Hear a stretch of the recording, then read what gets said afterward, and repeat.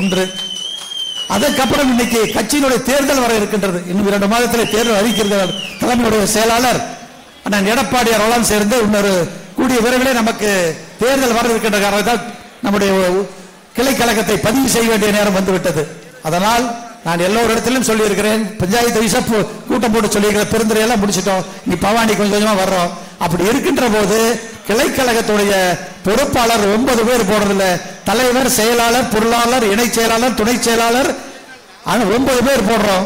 பொதுக்குழு உறுப்பினர்கள் 14 பேர் போடுறோம். தயவு கூர்ந்து அந்த 14 பேர் 9 பேர்ல நீங்க 4 பேர் இளைஞர்களை போடுங்க.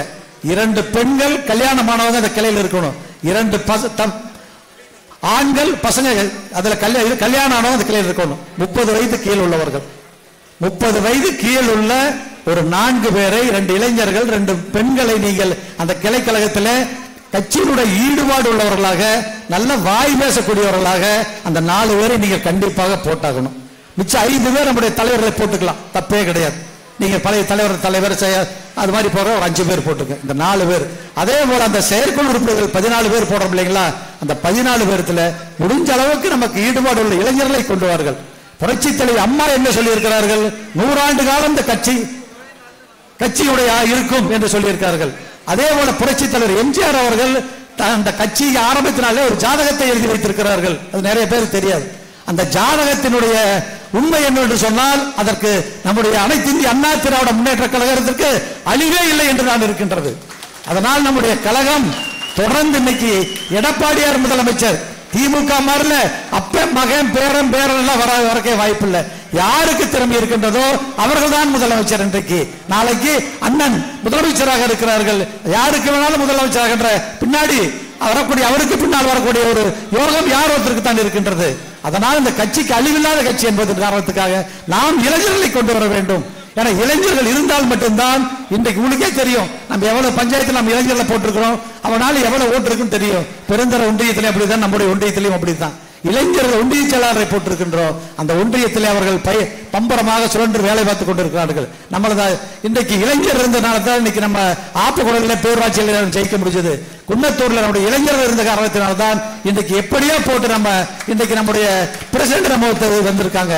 அது மாதிரி இளைஞர்கள் இன்றைக்கு நம்ம, ஏன்னா நமக்கெல்லாம் 60 வயசை தாண்டிட்டோம், 65 தாண்டிட்டோம்.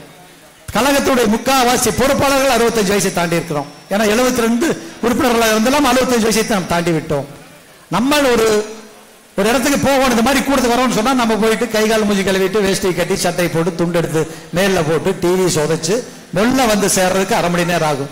அதே பசங்களை பொண்ணுங்க 2 பேர் இருக்காங்கன்னா, தம்பி இந்த மாதிரி கூட்டம்ப்பா ஒரு 10 நிமிஷம் வந்து சேர்றேன், பேண்ட்டை போட்டா சட்டை போட்டா பைக் எடுத்தா போடு அங்க இந்த இடத்துக்கு வர வரைக்கும் போன்ல 4 பேர் 10 பசங்கிட்ட பேசிட்டு அவன் வரும்போது 12 பேரை வந்துருவாங்க.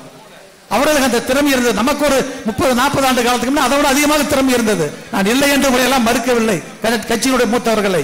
இன்றைக்கு நமக்கு அந்த திறமை குறைவாக இருக்கின்ற காரணத்தினால் நாம் என்ன நினைக்கின்றோம், நம்முடைய குடும்பத்துக்கு ஒரு வாரிசு என்று நினைக்கின்றோம் இல்லையா? அதே போல நம்முடைய செயலாளர்கள் நம்ம கட்சி அழிவில்லாத கட்சிக்கு ஒரு வாரிசை உருவாக்குவதற்காகத்தான் அந்த இளைஞர்களை கொண்டு வர வேண்டும். அதற்காக நீங்க அந்த இளைஞர்களை கைகூப்பி கேட்டுக்கொள்கின்றேன். இன்னும் 2 மாதம் தேர்தல் அறிவிக்கிறார்கள். நாங்கள் இன்னும் ஒரு 15 நாளுக்கு அப்புறம் பஞ்சாயத்து வயசா வர்றோம். அந்த கிளை கழகத்துடைய நீங்கள் ஒரு பேப்பர்ல அந்த 14 ஒரு 9 பேர் எழுதி வச்சிருங்க. நாங்க நோட்டை கொண்டுட்டு வரோம், அதுல எழுதி வச்சுக்கிறோம். எழுதி வைக்கிறப்ப அந்த யார கண்ணில் காட்டுறீங்க இல்லையோ அந்த 9 பேர் நான் கண்ணில் பார்த்தே ஆகணும். நம்ம தொகுதியெல்லாம் சரி, பெருந்தர தொகுதியெல்லாம் சரி, அந்த 9 பேருக்கு கண்ணில் பார்த்து அவங்க 4 பேருடைய திறமை என்ன தெரிஞ்சுக்கணும்.